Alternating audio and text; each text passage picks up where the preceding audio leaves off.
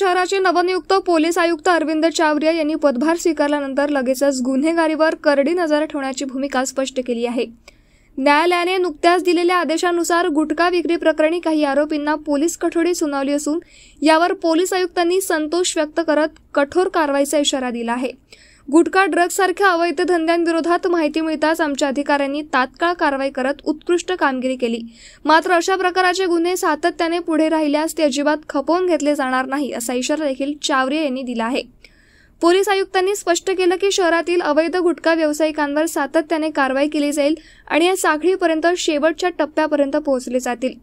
रेकॉर्डवरील गुन्हेगारांवर लक्ष ठेवून त्यांच्यावर चार्जशीट दाखल केली जाईल आणि त्यांना शिक्षा होईल यासाठी विशेष प्रयत्न केले जातील।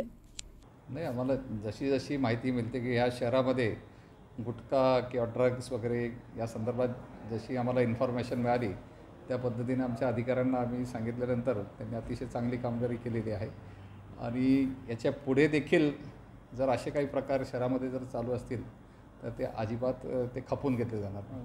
ही मोहीम सतत सुरूच राहणार आहे आणि जशी इन्फॉर्मेशन मिळेल, आता आरोपी अटक केल्यानंतर त्याच्या इंट्रॉगेशनमध्ये आम्हाला जी माहिती मिळाली आणि त्या इंट्रॉगेशनमधल्या माहितीवरून परत दुसरी एक चांगली मोठी कारवाई झालेली आहे आणि अशाच पद्धतीने यांची जी साखळी आहे ती साखळी कुठपर्यंत आहे आम्ही शक्य तिथपर्यंत आम्ही तिथपर्यंत जाणार नाही। याच्यामध्ये जे रेकॉर्डवरचे जे गुन्हेगार आहेत त्याची आम्ही माहिती ऑलरेडी आहे, तर त्यांच्यावर थोडंसं आम्ही लक्ष ठेवणार आहोत आणि यांच्या विरुद्ध ज्या केसेस आहेत आणि ज्या चार्जशीट झालेल्या आहेत त्या लवकर कशा बोर्डावर येतील आणि त्या कशा चालतील आणि त्याच्यामधून यांना लवकर कशी शिक्षा मिळेल त्याच्यासाठी देखील आम्ही प्रयत्न करणार आहोत।